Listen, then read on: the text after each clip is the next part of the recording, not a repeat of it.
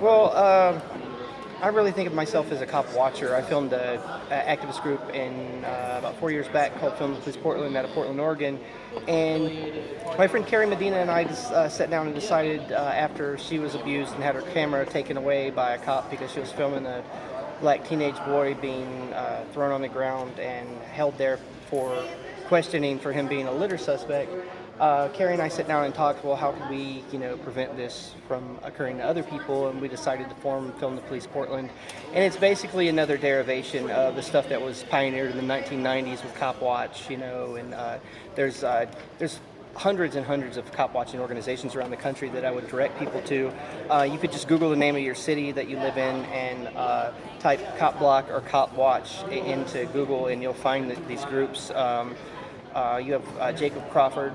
We Cop Watch is a great organization. You could Google my YouTube channel, Mike BlueHair.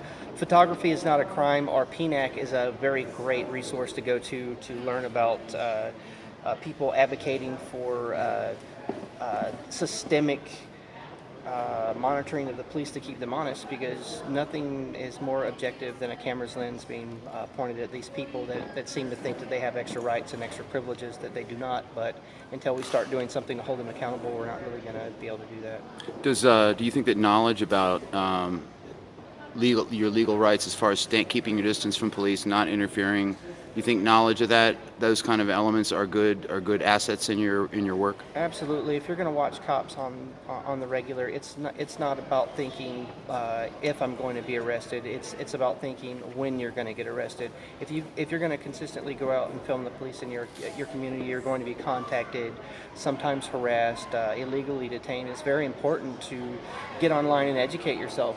I mean, if you just type Know Your Rights training into YouTube, you'll find dozens and dozens of videos that other activists that preceded me that have put up there. So I would definitely research the laws about filming in your area, in your city, in your state, the ordinances. I would definitely never recommend people going out and cop watching alone. It's always important to have a buddy. There's a few basics that I've come up with over the years that I call it cop watching by the numbers. I could share if people want to hear that. Okay, I'm just improvising this, but it's stuff that I've learned experientially over the years. Number one, never film by yourself. It's always important to have a buddy documenting. If you can and you have the money to, I would recommend live streaming when you're interacting with the police. There's Bambusher, there's Periscope, there's a number of other resources. So live stream everything you can, always film with a buddy. If you're using an iPhone, I recommend the app called Guided Access, because you can disable your phone so the police cannot turn the power off or turn the camera off. So enable Guided Access with a live streaming app and film with a buddy. Thirdly, there's a few things you can do to get all the information that the person that you're filming the police interact with can get to their lawyer. You name the time, the place, the officer's badge number, the identifying markers on the car, and you narrate what you see happening. It's very important to get those details. Police accountability is really in the details, and that would be my basic outline for how to cop watch.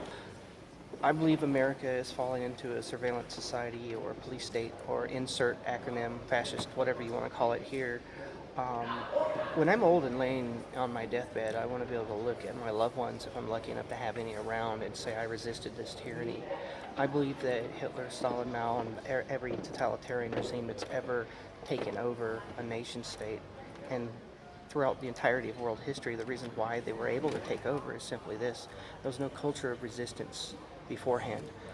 I'm making the best contribution to this culture of resistance that I possibly can muster, and that's the reason why I do all the cop watching videos, and the reason why I risk arrest, and the reason why I risk having my stuff stolen, the reason why I deal with people attacking me for filming.